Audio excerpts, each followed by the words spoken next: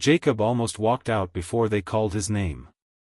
Sitting in the elegant ballroom surrounded by wealthy executives, celebrities, and successful entrepreneurs, he felt completely out of place. His faded suit had been worn to every job interview, funeral, and wedding for the last 6 years. The charity event promised to match inspiring single parents with influential mentors who could help rebuild their lives. Jacob expected nothing more than a short conversation and perhaps a few career opportunities. But when the host announced that his match would be the country's youngest billionaire, the room erupted in whispers. Then something happened that stunned every person in attendance. The billionaire woman stepped toward him, looked into his tired eyes, gently held his face, and kissed him on the cheek. Cameras flashed wildly. No one knew why she had done it. Not even Jacob. 3 years earlier, Jacob's life had fallen apart in a single afternoon. His wife, Emily, had died in a tragic highway accident while returning home from visiting her parents. Their 5-year-old daughter, Sophie, survived because she had stayed home with Jacob that day. Losing Emily shattered him. He buried his grief beneath endless work, trying to be both mother and father to his little girl. He worked construction during the day and delivered food at night, often sleeping only 4 hours.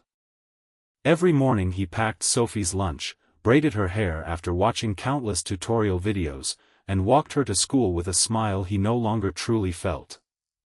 Sophie became the light that kept him moving. Despite their tiny apartment, unpaid bills, and second-hand furniture, she believed her father could fix anything. Whenever she asked why other children had bigger houses or newer toys, Jacob simply smiled and told her that love made every home rich. Secretly, he worried she deserved far better than the life he could provide. Across the city lived Victoria Hayes, founder of one of the world's fastest-growing technology companies. Before turning 35, she had built a business empire worth billions. Magazine covers praised her intelligence and ambition, but none of them knew the loneliness hidden behind her success. Her parents had died when she was 16, leaving her to build her future alone. Wealth gave her comfort but never replaced family. Every award ceremony ended the same way, applause from strangers followed by silence in an empty mansion. Victoria rarely attended charity galas, but her foundation organized this year's event to support struggling single parents. Instead of simply donating money, she wanted to meet real people whose courage inspired change. She insisted on participating in the mentorship program herself. When Jacob walked onto the stage, Victoria noticed something different. He didn't try to impress anyone. He stood nervously, constantly glancing toward the audience where Sophie sat swinging her legs from a chair, smiling proudly at her father. During the introduction, the host mentioned how Jacob had refused multiple offers to place Sophie in long-term foster care while he stabilized financially. He had chosen hardship over separation because he believed no child should lose both parents if it could be prevented. Victoria's eyes filled with tears. She remembered making the same promise to herself after losing her own parents. When Jacob finished speaking, he quietly thanked everyone for allowing him to share his story. Then Victoria crossed the stage. Without saying a word, she kissed his cheek. The audience gasped. Some assumed it was romance. Others believed it was a publicity stunt. But Victoria simply whispered, "That kiss is for the strongest father I've ever met." Jacob stood speechless. For the first time in years, someone had recognized his sacrifices instead of his failures. The following morning, the photograph spread across television, newspapers, and social media. Headlines speculated endlessly about the billionaire and the single father. Some accused Jacob of chasing money. Others mocked Victoria, claiming she had lost touch with reality. Neither of them responded. Instead, Victoria invited Jacob to lunch. He almost declined. Pride told him accepting help made him weak. But Sophie excitedly begged him to go. "Daddy," she said, "Mom always said good people come into our lives for a reason." Those words stayed with him. Lunch lasted 4 hours. They talked about childhood dreams, grief, failure, and parenthood. Not once did Victoria mention money. She wanted to understand the man behind the headlines. Jacob admitted he dreamed of opening a community woodworking center where children without fathers could learn practical skills and confidence. Victoria smiled. "My biggest dream," she confessed, "is using my success to build something that matters more than profit." For weeks they met regularly. Sometimes over coffee. Sometimes at Sophie's soccer games. Sometimes while volunteering at community shelters. The media continued inventing stories, but they ignored the noise. Sophie quickly became attached to Victoria. She loved how Victoria never acted like a billionaire around children. She sat on playground swings, helped with homework, burned pancakes during breakfast, and laughed at herself whenever she made mistakes. One rainy afternoon, Sophie asked a question neither adult expected. "Miss Victoria, why do you always look happy when you're with us?" Victoria paused. "Because your little family reminds me what success is supposed to feel like." Months later, trouble arrived. Jacob's landlord sold the apartment building. Every tenant received eviction notices. With housing prices soaring, Jacob couldn't afford another place nearby. Victoria immediately offered her guest house. Jacob refused. "I don't want charity." Victoria respected his answer. Instead of arguing, she quietly purchased an abandoned community center scheduled for demolition. She invited Jacob to manage its renovation.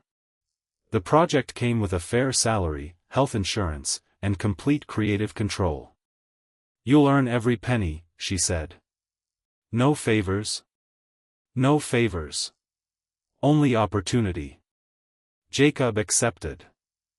For nearly a year, he worked tirelessly transforming the old building into a beautiful learning center for struggling families. Volunteers joined the effort. Local businesses donated supplies. Retired craftsmen offered free lessons. Children finally had a safe place to learn woodworking, painting, robotics, and life skills after school. Opening day attracted hundreds of families. Standing beside Jacob, Victoria watched children laughing through rooms once filled with broken windows and dust. "This," Jacob whispered, "is the richest I've ever felt." Success attracted attention again. This time investors questioned Victoria. Board members warned her that spending so much time on community projects damaged the company's image. Some even suggested she distance herself from Jacob before rumors hurt shareholder confidence. Victoria listened quietly. Then she stood before the board. "If kindness damages our reputation," she said, "then we have the wrong reputation." Her decision shocked the business world. Several executives resigned. Others admired her courage and stayed. Public support for the company actually grew stronger. People realized authenticity inspired more trust than polished public relations campaigns. One evening, after the community center closed, Jacob found Victoria sitting alone on a wooden bench he had built. "You've changed my life," he said. Victoria smiled softly. "You changed mine first." He looked confused. She continued. "I spent years building companies because I thought success would fill the emptiness inside me. Then I met a father who had almost nothing, yet still gave everything to his daughter. You reminded me what real wealth looks like." Jacob reached into his pocket. It wasn't an expensive gift. Only a small wooden heart he had carved by hand. "I made this during lunch breaks." Victoria held it carefully as though it were priceless. "It is," she whispered. Months later, during the center's first anniversary celebration, Jacob invited everyone who had supported the project. Families filled every room. Children proudly displayed handmade furniture and artwork. Sophie stood on stage holding the microphone. "I have something important to say." The room became silent. She looked toward Victoria. "Thank you for loving my dad before he believed he deserved love again." Many guests wiped away tears. Jacob walked onto the stage. Facing Victoria, he spoke honestly. I thought losing Emily meant my heart would stay closed forever. But loving someone again doesn't erase the people we've lost. It honors everything they taught us about love. He knelt on one knee. Not with a diamond worth millions, but with a simple handcrafted wooden ring. The audience held its breath. Victoria laughed through happy tears. Only you would propose to a billionaire with wood instead of diamonds. Jacob smiled nervously.